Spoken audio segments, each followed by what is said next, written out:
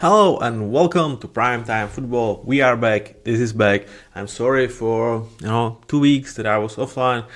Lot of sickness, lot of work, and obviously holidays. So yeah, sorry for that, but I'm back at the full swing. Already working on Road to Super Bowl. It's going to be coming up perhaps even next week, probably in 14 days. But prior to that, we have Primetime Football. Now, we start in wildcard round between Panthers and the Rams. I'm sorry guys that I'm using versus. Well, this is how we Europeans do it. So, starting the wildcard round, it's going to be at Bank of America Stadium and Panthers, will host the Rams.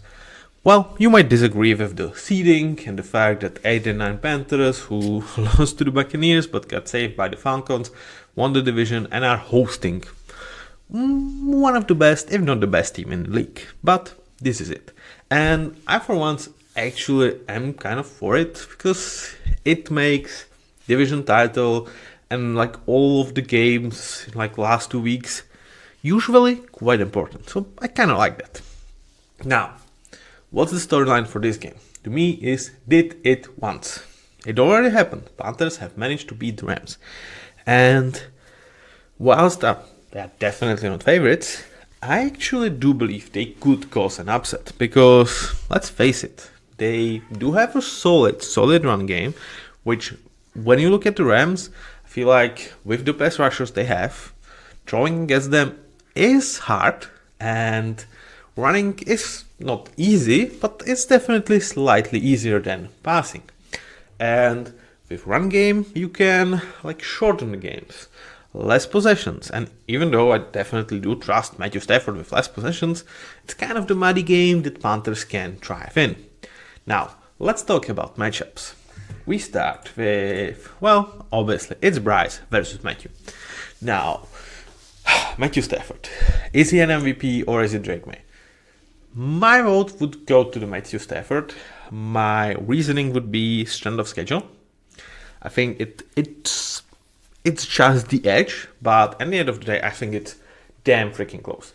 He's been amazing this year. I mean, come on, guys. Really, really special season.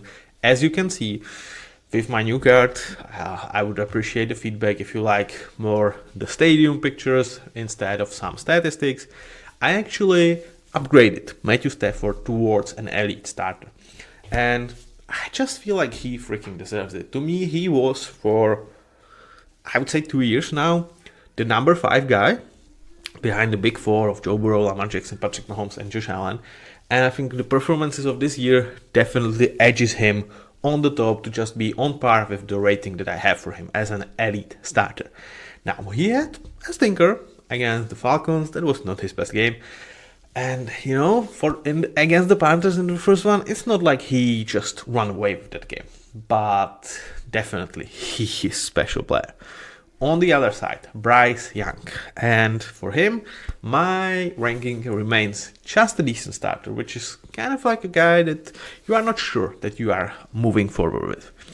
And I think it's still the status for Bryce, because despite winning the division, it's with 8-9 record. And it's not necessarily on his shoulders. But he has definitely showcased that when push comes to shove, he can produce his best football. The consistency is not there. But the clutch moments, that's Bryce. So if I'm Rams, I would really not like this game going into fourth quarter and being competitive. Because in that case, I think there's a reasonable chance for an upset. Who can cause it for the Panthers? Who can be kind of the main guy? Offensively, running backs, yes, but also that around McMillan. I think for him, he was this close, and I think if he has good playoffs, which would probably require either 200 yards game in this one or Panthers win and actually playing another game, I would think about upping him towards an amazing starter, because I think for a rookie with, at least for me, a lot of expectations, he met them. But he still has drop issues. So that's kind of my one notch, but it's he is the number one, but is he number one that you just really freaking trust all the way and has all the components that I kind of require for my number one, which is where I like amazing starters are guys that I'm like okay with being true number ones. Just not yet. On the other side, Puka Nacua. With Puka, I have some troubles with his off-field commentary, especially after the Seahawks game, but okay, this is off-field. Now let's talk about on the field. There, he's been freaking spectacular. Some say he should be winning the Offensive Player of the Year over Jason. I don't think so. Like, the stats are comparable, but the one stat that I feel like really edges him forward, Jason talking, is like yards per route run, because let's face it, Rams offense gives you much more opportunity to shine. Matthew Stafford, he's in the running for MVP, so that kind of counts as well. So Puka, he had a special season. I feel really good that I was absolutely confident having him as an elite starter even prior to the season, because I think just he's done enough of special play in the past to serve it. And right now, I think you definitely have to ask a question if it's him, Jefferson, or Jamar Chase, who is the best wide receiver in football. I think it's fair. I think Puka earned it, and he is one hell of a player. So good luck, Panthers. Especially probably JC Horn. Will he shadow him? We will see. Now, the last matchup, which is not necessarily a matchup, but talking about defensive players that will make an impact, I think Derrick Brown could be a guy that is absolutely needed to be game-wrecking in this game for Panthers to have a chance. He is, once again, I will say it, the best player nobody talks too much about. Even watching TFG, and he talked about some of his All-Pro selections. As a Panthers fan, closet Panthers fan, he even forgot about Derrick Brown. It's just it's kind of embarrassing for him. He admitted it, but dude, Derrick Brown is freaking amazing. He might be the best run stopper in the game. He's an average pass rusher, but what he does against double teams, wow. So Derrick Brown, I think in this game, it needs to be several tackle for losses. It needs to be disruption, because let's face it, beside him, that defensive line does not have much. On the other side, when Rams kind of assembled the team for this year, there was one guy that they brought in free agency, and I was like, God damn it, I hate it. Devontae Adams was the second, but Poona Ford was number one. Because A, they got him for so freaking cheap, just $11 million a year. 2, he's a former Seahawks player.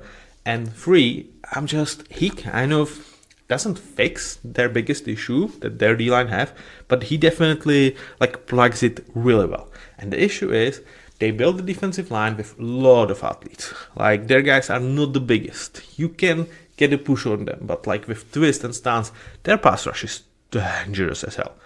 Now you bring Poona to just plug it in the middle and really beef it up. And that really makes this D-line, one of the best in the game. And Poona, unfortunately, even though I like him, so it's mixed feelings, he delivered on his part of the game, and he was really great this season. So, with me saying that if Panthers want to have a chance, it needs to be through the run game, through Bryce and that connection. Run game is going to have it hard against Poona Ford. Thank you for watching. Another 5 episodes coming shortly. See you with them. Bye bye.